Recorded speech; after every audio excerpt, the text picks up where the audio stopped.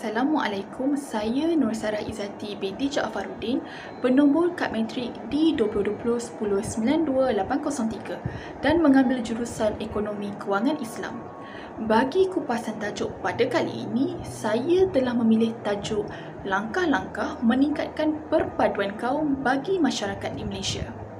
Baiklah, sebelum saya terangkan lebih lanjut mengenai tajuk yang saya akan kupas pada hari ini, saya akan terangkan dahulu apakah yang dimaksudkan dengan perpaduan kaum. Untuk pengetahuan anda semua, perpaduan ditakrifkan sebagai hubungan erat atau toleransi yang wujud tanpa sengaja untuk mencapai matlamat secara jujur dan ikhlas. Manakala kaum pula diertikan sebagai golongan yang sebahagian daripada satu bangsa yang besar seperti suku bangsa.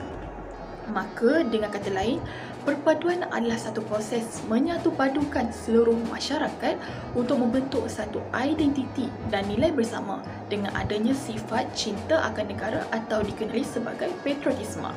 Oleh itu, pelbagai langkah yang perlu diketahui oleh saya dan anda untuk meningkatkan perpaduan kaum di Malaysia. Baiklah, saya akan mulakan dengan langkah yang pertama. Langkah yang pertama adalah penerapan nilai-nilai etika dalam pelbagai sektor, sama ada sektor pekerjaan, pendidikan dan juga perkhidmatan. Hal ini penting kerana dengan adanya nilai etika tersebut, maka kita akan menghormati individu lain tanpa mengira kaum dan bangsa. Sebagai contoh, pendidik menyemai nilai rukun negara dan nilai falsafah pendidikan kebangsaan dalam diri para pelajar bagi membendung kemasukan ideologi luar yang mampu meruntuhkan pemikiran anak muda. Misalnya isu Sabah Sarawak yang ingin keluar dari Malaysia dan juga isu tuntutan yang dilakukan oleh Filipina terhadap Sabah.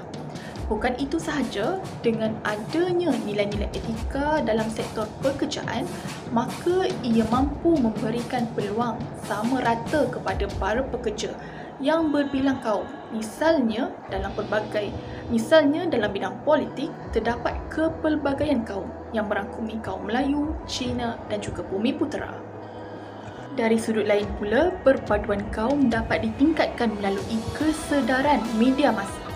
Sebagai contoh, industri-industri perfilman yang ada di Malaysia sewajarnya menerbitkan filem-filem yang berunsurkan perpaduan, antaranya animasi Upin dan Ipin, serta filem-filem yang berunsurkan sejarah seperti Kanak Anak Langkau, Lieutenant Adnan dan juga Bukit Kepong.